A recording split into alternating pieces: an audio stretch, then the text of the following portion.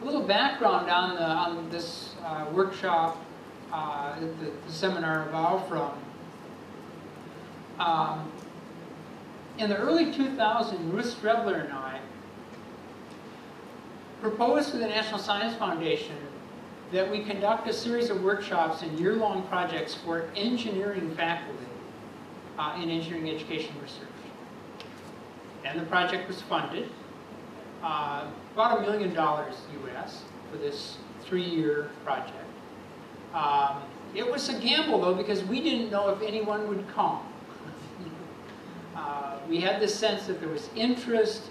There were faculty members out there who really wanted to do this in a more systematic way. But whether or not they would be willing to commit, to come for a week, to engage in a very intensive workshop, and then conduct a project, a year-long project, with a proposal, implementing the study, summarizing the work. But NSF, the National Science Foundation, felt it was worth giving it a try. And we sent out the invitation to our engineering deans list. It's a group of about 350 deans around the US. And again, we didn't know if anybody would come. But we were stunned at the interest. Within a few days, we had over 40 applicants, 2 times the number that we had room for. By the time we shut down the website, we had 80 applicants. 80 engineering faculty members said, yes, I've wanted to do this. And then we partnered with another project in the United States. There was a parallel grant to what's called the land grant universities, which was in the 1860s under President Lincoln. Established these major state universities like Purdue and Minnesota. There was a counterpart called historically black colleges and universities, which were developed at about the same time to serve the African American community. And so we partnered with a project that brought in teams from the 11 HBCUs that have engineering programs. So that's where the 150 came from. And these folks have gone on to successfully write proposals. They've had many articles published. So I think they probably could have done it by themselves. But I think through this work, we've really been able to help them become really well-established members in the scholarly community. So then we went back to the National Science Foundation and said, there were a whole bunch of people who wanted to do this, and we didn't have room for them. And so we asked for another round of funding and said, we're going to try to take this more internationally, and we're going to try to develop, you can't say you're going to try, we said we will develop web-based materials so that people anywhere in the world can participate in these modules, can learn more about this work. And they funded us again, this another 3-year project, again about $1 million. And so it's quite encouraging to see that our National Science Foundation, which funds science and engineering research, is very supportive of work in this area. I think they see it as important for for our national development.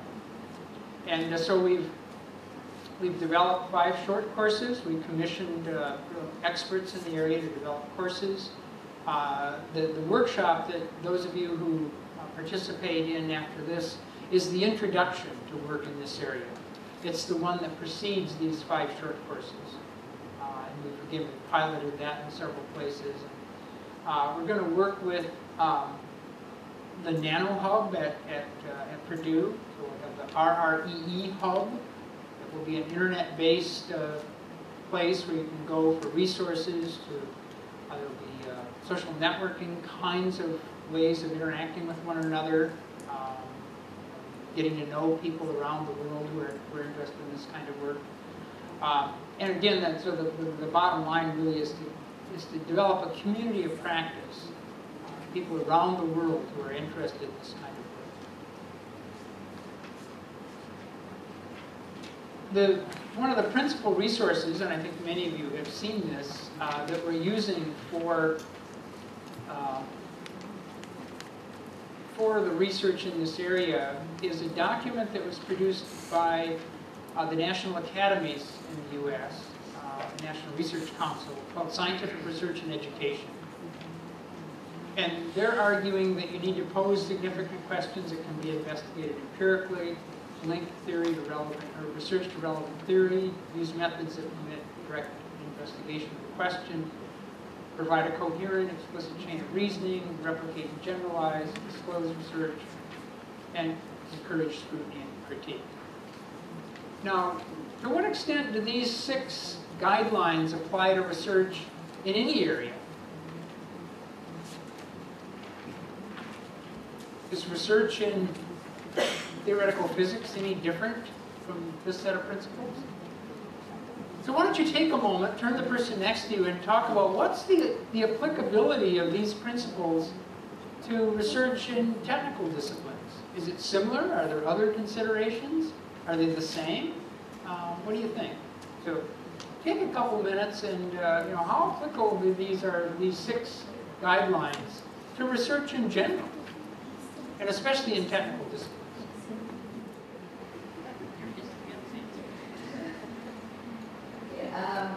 I'm referring to the discipline of mathematics.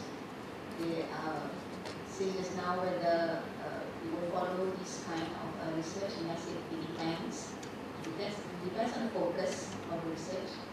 For taking mathematics as the context, if you're doing pure mathematics research, then you don't involve first step, because normally you don't investigate it through empirical. It's more theoretical.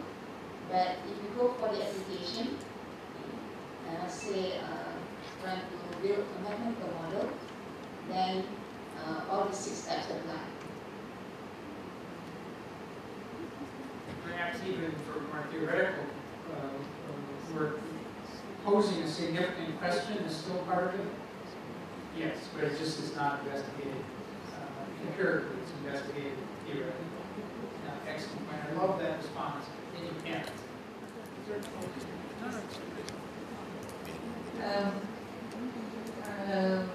I can only relate to current work that I'm doing, I suppose, but in engineering, I don't think that it is any different. Maybe just the way that we discuss it, the presentation of it, would be a lot of difference.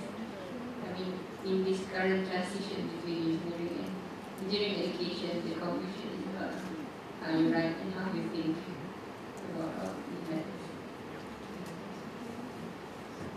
And that's the most common response we're hearing, especially from engineering faculty. Oh yeah, that's what we do in engineering research. You have to come up with a significant question, something that is timely, relevant, will make a difference, is worth spending time and effort. It has to be able to be investigated in a systematic way, maybe empirically, maybe computationally, maybe experimentally. They have to have a connection to the research, to the theory, sorry. It has to be grounded in some kind of theoretical framework. You have to, really directly investigate the question. You've got to provide an explanation or a line of reasoning. You have to do it in a way that others can follow what you've done, and replicate it or generalize it. And it's public. It's presented to a broader community. And so the common response is the one I think that said, oh yeah, this is what we do in our technical disciplines. And so then the question, well, why don't we do this in education too, in our disciplines? The other resource that we found very helpful, especially working with PhD students, is this book called The Craft of Research. It was written by 3 people at the University of Chicago, and they wrote it for beginning college and university students to help them learn how to do systematic inquiry. That was their initial audience for the first edition about 10 years ago. But what they found is that many supervisors were giving it to their PhD students, saying,